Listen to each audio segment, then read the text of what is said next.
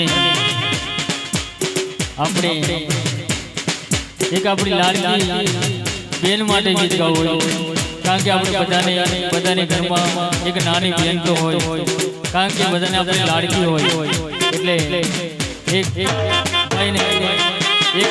બેન માટે ગીત ગાઈએ ત્યારે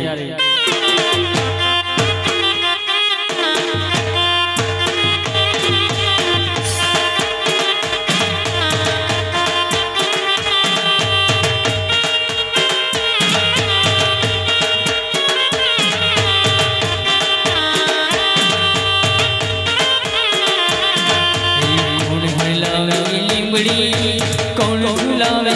पड़ी, कौन झुलावे बड़ी, कौन झुलावे पड़ी, भाई बेनी लाडकी भाई झुलावे लाडकी।